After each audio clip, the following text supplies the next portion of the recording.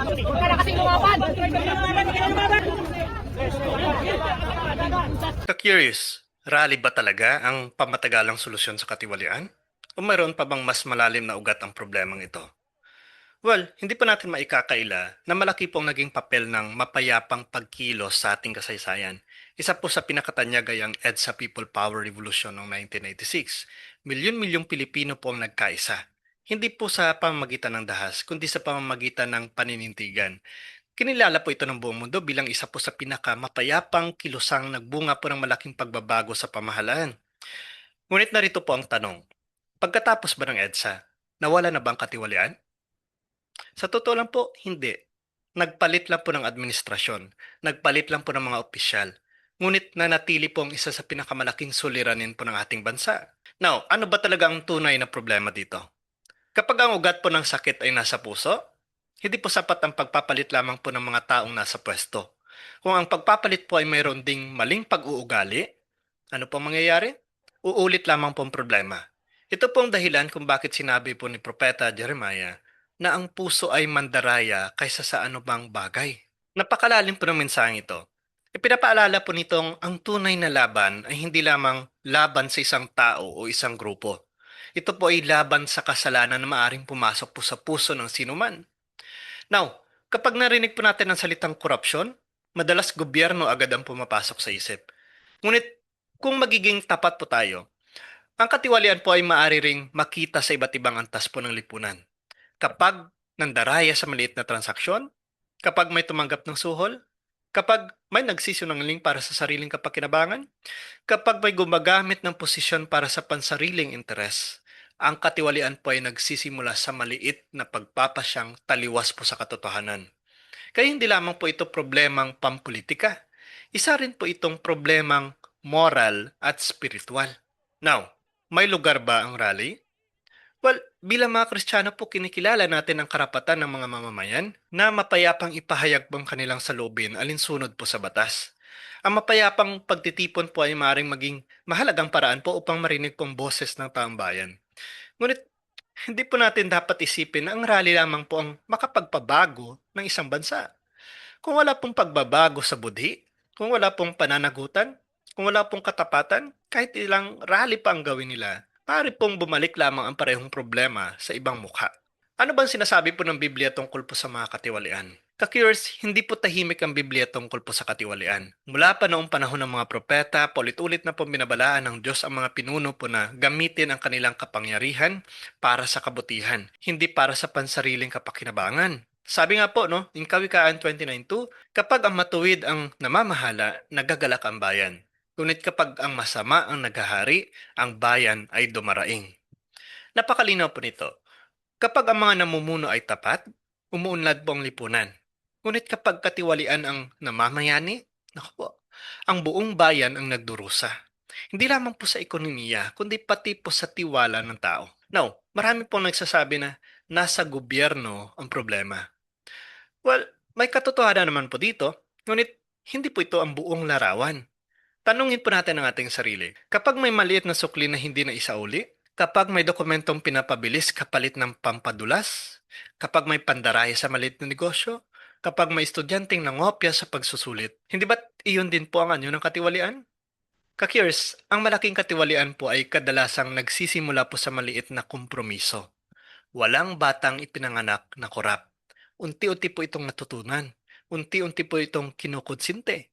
Unti-unti po itong naging normal.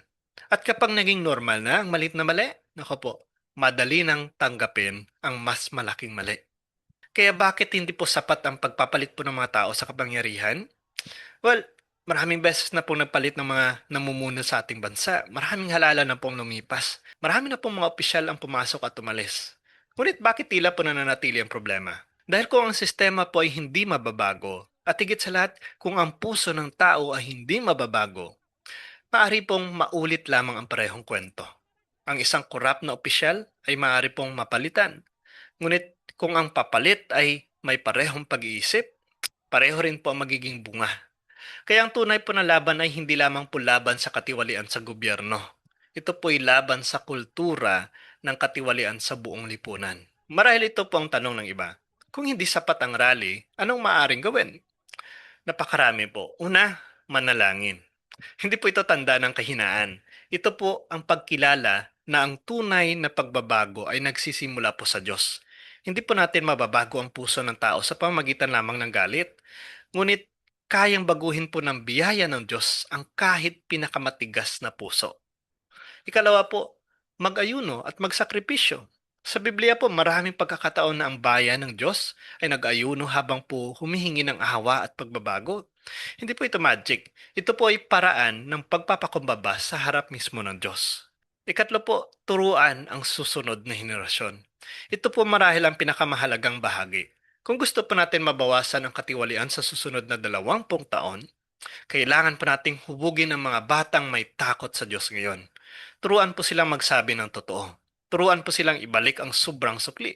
Turuan po silang huwag mandaya. Turuan po silang igalang ang pag-aari ng iba. Ang laban sa katiwalian ay nagsisimula po sa tahanan. Ikapat po, mamuhay po ng may integridad. Madali po ang magsabi na kurap ang gobyerno. Pero po, mas mahirap itong itanong, ako ba ay tapat? Nagbabayad ba tayo ng tamang buwis? Tapat ba tayo sa trabaho? Hindi ba tayo nandaraya sa maliit na bagay? Dito po nagsisimula ang tunay po na pagbabago. And last po, maging responsabling mamamayan.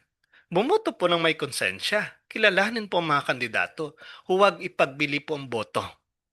Makilahok po sa mga legal at mapayapang paraan ng pagpapahayag po ng salubin. Ang pagiging Kristiyano po hindi dahilan upang maging walang pakialam po sa lipunan. Sali po, tinawag po tayo ni Kristo na maging asin at ilaw ng mundo. Now, marahil po ang pinakamakapangyarihang rally po ay hindi lamang ang pagtitipon po sa lansangan, kundi ang rally ng mga pusong nagbabalik loob sa Diyos.